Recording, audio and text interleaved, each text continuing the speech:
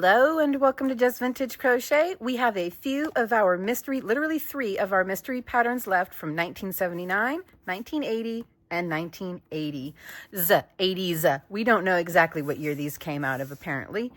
But okay, if you're new to the channel, I have a few patterns here. Usually it's a much bigger stack than this, but we have been working them down. My son puts these patterns together for me. He blacks out anything that could give away what the pattern is to the best of his ability.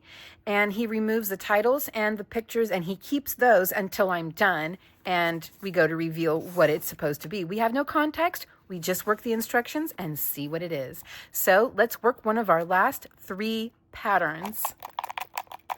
And these are all from my era. I wasn't born in 79. I was born in 80, but close enough. Okay, here we go. Number 2, right on top. Okay, this goes back. I reuse the number slips, so I'll just keep that. And it says here, if filled with lamb's wool, it should make a welcome gift and a fast-selling bazaar item. Materials, fingering weight yarn. Well, we've talked a lot about fingering weight lately, haven't we? About a 1/2 ounce, hook size E or 4, cotton, satin ribbon. I almost said Satan ribbon. That's how my eyes saw it for a split second. 3/8 inch wide and a 1/2 yard of matching or contrasting color. Crown. Doesn't that kind of give it away? Again, like I said, he does this to the best of his ability, and I'm very grateful for it because I don't want to pick my own patterns. Sounds to me like it's a hat. If we're talking about a crown, I think it's a hat. I could be wrong, but I think it's a hat. Okay, so we need a fingering weight yarn and about a 1/2 ounce. So it's not very big, though, if it's a hat. Is it a doll's hat? Okay, regardless, let me get some materials. So all of my fingering weight yarns are still in hanks. I don't have them balled up or caked up. So I'm going to go with a little bit of a bigger size. This is a sport weight cotton. This should be all right. And I'm just going to follow the recommended hook size on the cotton. And that would be oh my goodness gracious, I just can't see anything these days. A 4 millimeter, which it did say to use a 4 millimeter, didn't it? An E or 4? No, it didn't. It's okay. Well, this is a G 4 millimeter. So that's what I'm going to go with.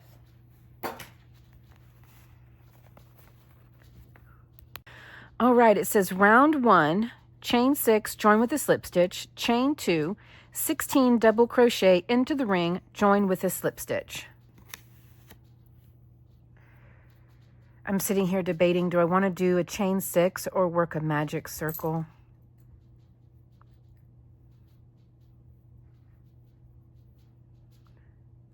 Sixteen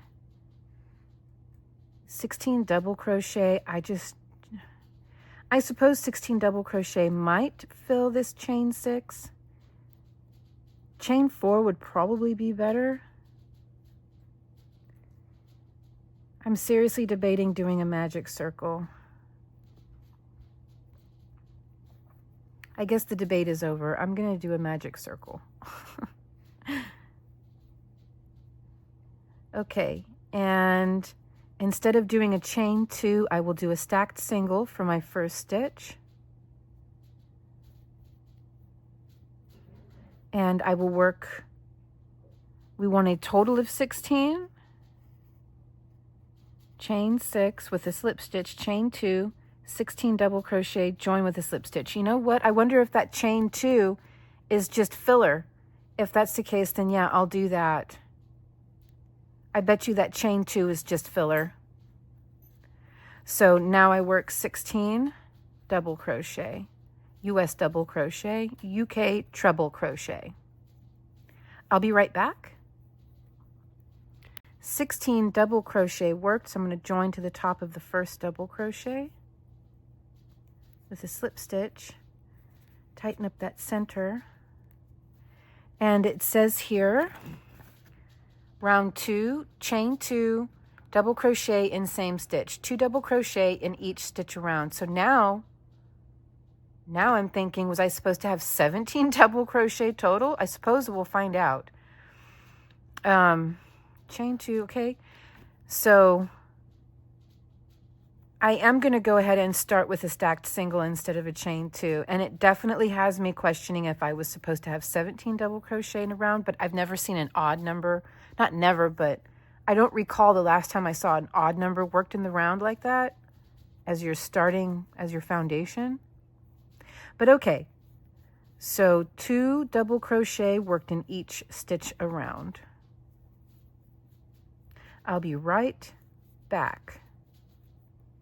Okay, round 3, chain 2, double crochet in the next 3 stitches, 2 double crochet in the next stitch.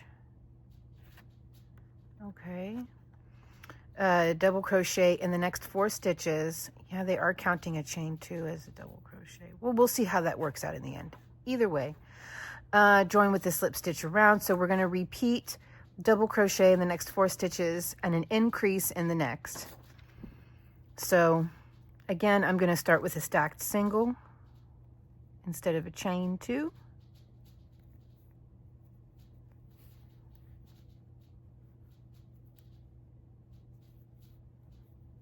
Wonder if I have this camera pushed up too far. There we go. I don't want to be off frame.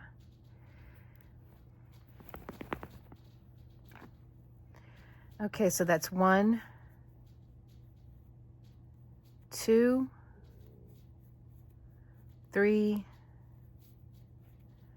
4, and then work an increase.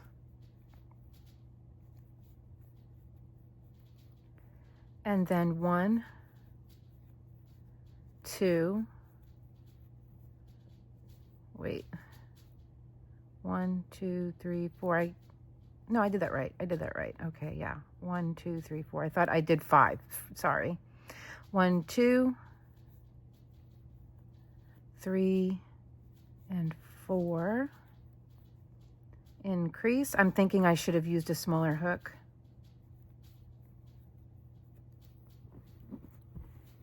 It's fine. And again, so I'll be right back. I do think we were supposed to start with 17. I wound up being 3 stitches short, so I randomly worked in 3 extra stitches, and now I am correct. I ended with 4 double crochet and then an increase. So now I'm going to join. So I would say start with 17 stitches in your foundation. Confirmed. Okay. And here we go, round 4, chain 2, double crochet in the next 2 stitches, decrease in the next 2 stitches. So I know how to work a decrease. Then yarn over and pull through. Okay.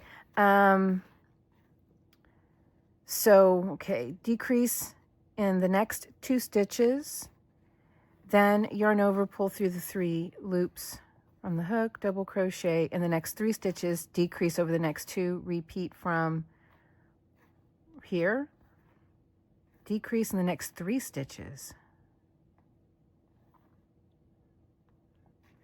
Okay. Chain 2 and double crochet, not decrease, double crochet, right? Yeah, double crochet, not decrease. Okay, so I'm just going to go ahead and work my stacked singles, 3 double crochet in a row, this being 1 of 3, then 2 and 3, work a decrease,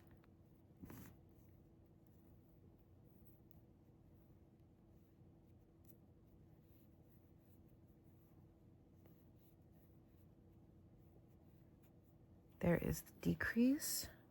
Oh, I've got a mess on my hands over here.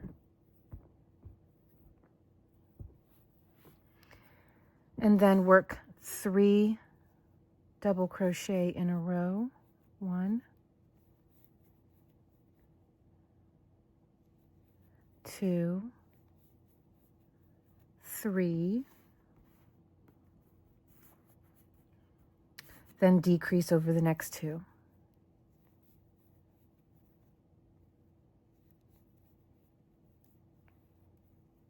then 3 double crochet in a row, followed by a decrease. 2, 3, then work a decrease. Okay, I'll be right back. That's what I have. Okay, let me get a little notepad here.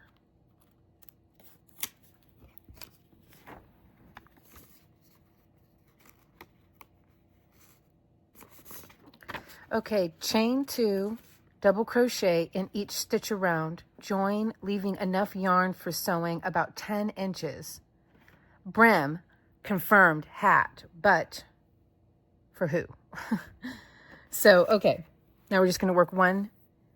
We're going to work 1 double crochet evenly. Of course, I'm going to start with a stacked single.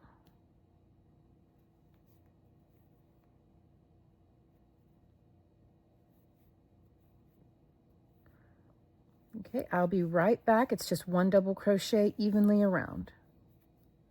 Okay, so what I did is I started over again. I switched to a 3mm hook because it was just a little too loose and floppy. So I completed the top portion of what I'm assuming is a hat. I mean, it's a hat. They're talking about a brim. And then it said that for the brim, start it the same way as rounds 1 and 2 for the crown. And so that's what I did, rounds 1 and 2. And I started with 17 double crochet instead of 16. So now I'm ready for round 3.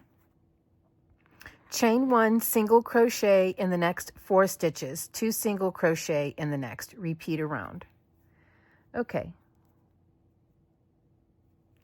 so single crochet in the next 4, that's 1, 2, 3, 4, and then work an increase into the 5th stitch over, and that's the repeat. 1, 2, 3, 4, and then an increase. I'll be right back. I think it's a pin cushion. I think it's a pin cushion because it's not a hat that's going to be worn. I think we're making a pin cushion, which is super fun. Moving on now to round 4. Chain 4, skip the next stitch, double crochet in the next stitch. Chain 3, skip the next stitch, double crochet in the next stitch. Repeat from here all around, join with the slip stitch in the 3rd chain of the chain 4. Okay, so chain 4, 1, 2, 3, 4. Skip 1 stitch and work a double crochet. Right? Yes. Yes. Now we chain 3 and work a double crochet, skip the next stitch.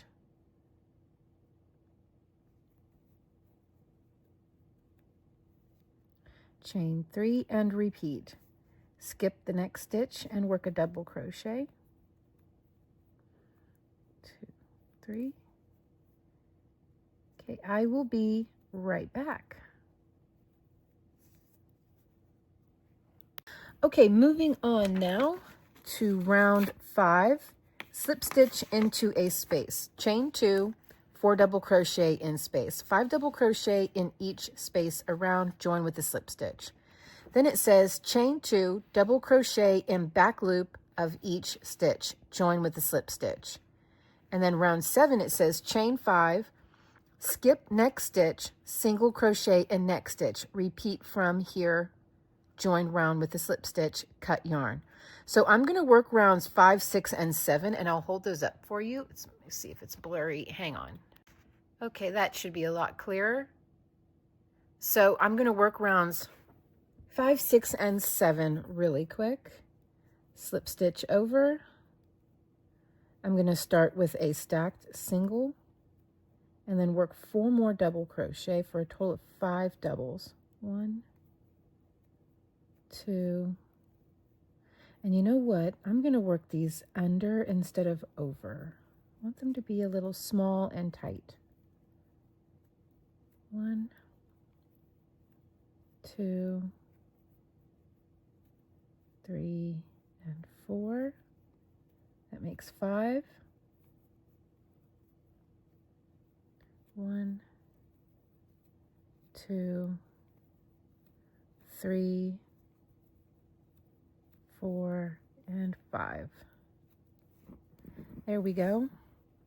And I was just sitting here thinking, I don't have any more school glue, and I don't have any sugar. We don't eat like regular granulated sugar. So I don't have any way to stiffen this.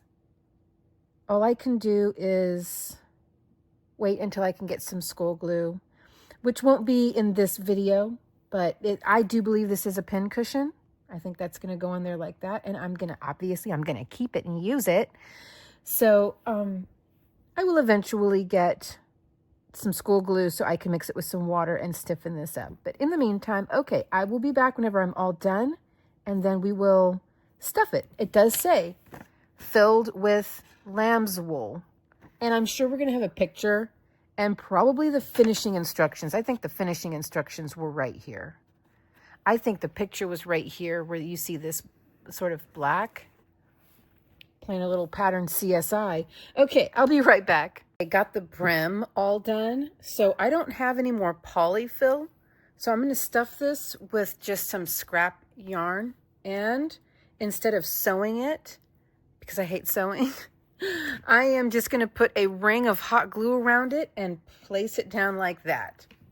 Okay, in the meantime, I'm going to go ahead and just get a big old ball of this. I think it's like Red Heart Super Saver. And I'm just going to stuff this.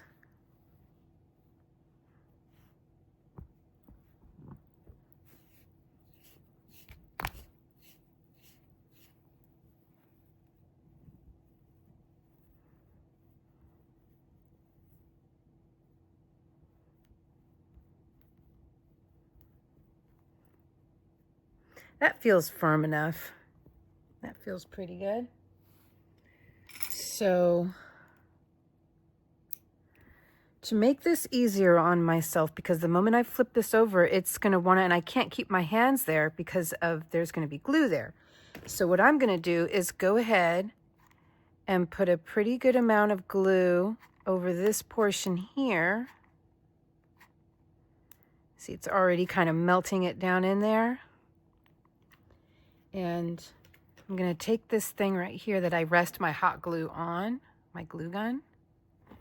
And that was probably dumb. Yeah, okay. Well.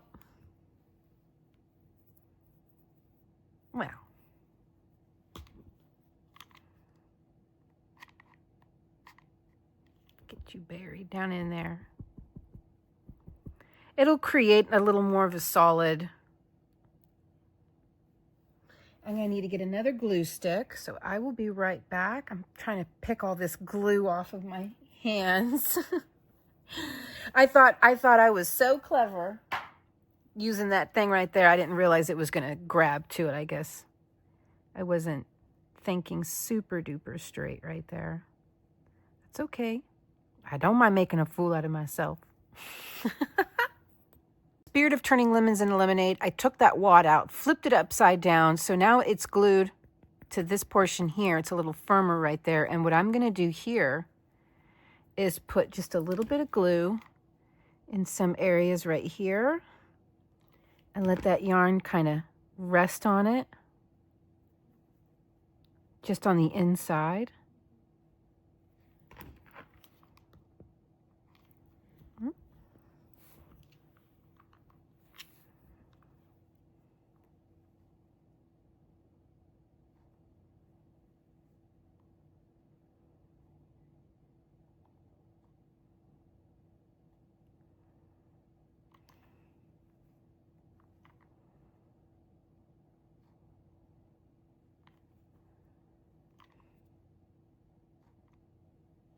Okay. Let that cool down for just a minute. That way, whenever I go to flip it over, now it's secure. We learn as we go. Okay, now I'm going to go ahead and attach. This feels more firmer, feels better. More firmer. I know. That's in proper grammar.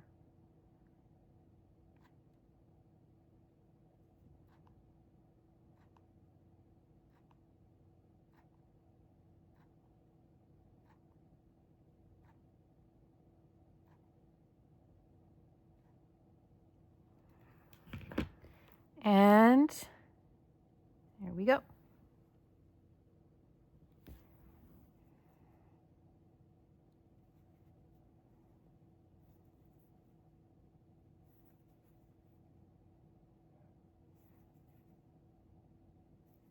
Liquid stitch.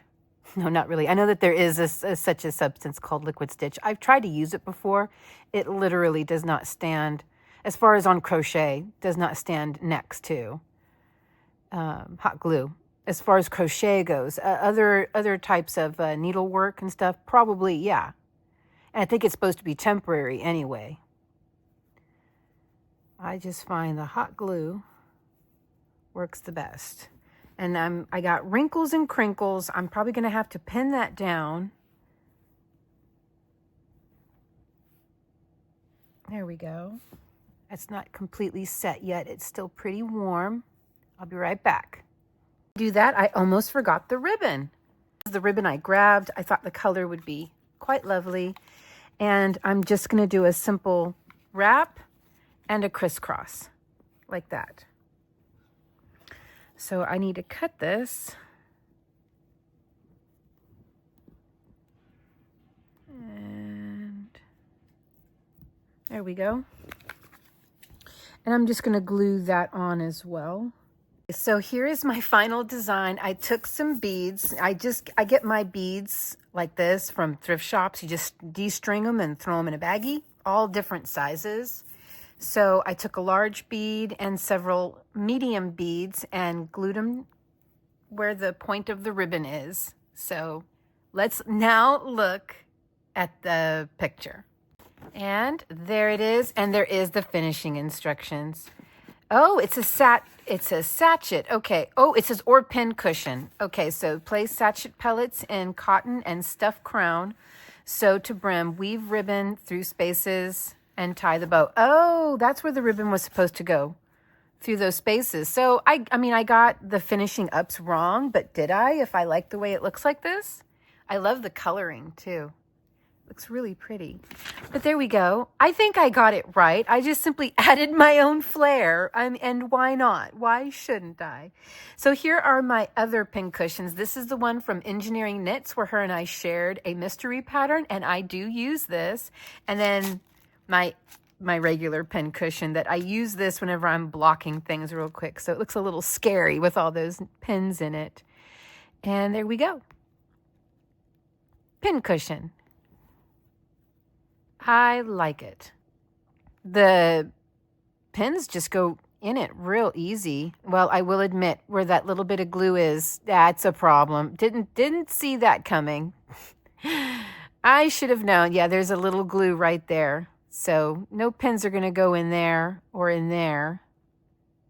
Oh boy. So this one section, well, there we go. This one section right here is just filled with glue. But in places not that, well, right there too. There are a few places my pins are not going to be able to go in. That's okay. Lesson learned. Ooh, there we go. Anyways, I think it's cute. Pin cushion or not, it is really cute. I love the embellishments. So there we go. You guys let me know what you think. I think it's super cute. I kind of don't even want to use it as a pin cushion. But then what else would I use it for?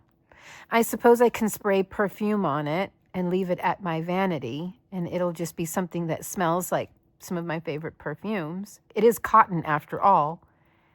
It's cotton with acrylic inside, so the cotton will soak it up. Yeah, I might just make it just a way for me to smell my perfume at my vanity, because I don't really want to put pins in it, and I put too much glue right here, so. I think the perfumes I'm going to use, that way I don't waste anything I actually want to wear physically on me. These two perfumes or colognes I cannot wear because they contain a fragrant oil that triggers my autoimmune disease to go on the attack. I don't know that this one does. This one for sure does, which makes me nervous to wear this one. There's nothing wrong with these formulas. In fact, using natural ingredients is wonderful. It's just my body is quite sensitive to certain things.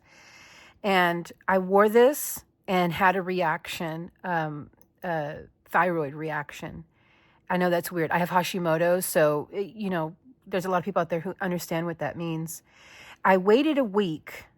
I waited about 8 days, wore it again, and had the exact same reaction. And I think it's the orange oil. I cannot handle oranges, even though I love them, and I love the smell. This is one of 4711's remix colognes, so it's been reformulated for a more modern audience, so to speak. And this is one of their original formulas. It's like 300-year-old formula or something along those lines. Like this was one of the favorited colognes by, I want to say King Louis of France, but it may have been Marie Antoinette, and it may have been both of them. This one here is Magnolia. This one is Orange Blossom. I love them. Justin wears them because he prefers not gender neutral. He prefers unisex fragrances. He doesn't like super masculine smelling things other than his deodorant. So he does wear a lot of my perfumes, and many of them are unisex, and he has been wearing these. He favorites this one. It's a little more used, and that's the one I'm going to use because I do love the smell so much. I just cannot wear it. So I'll kind of drown that in it. And I'll set this over. Oh, that smell. If I could put a name on what this smells like, it would be CK1. Actually have some CK1. This is my second bottle of it. Justin and I share it. We both really enjoy it. It's a great summer and springtime fragrance as it's very citrusy and it's powdery and it's light.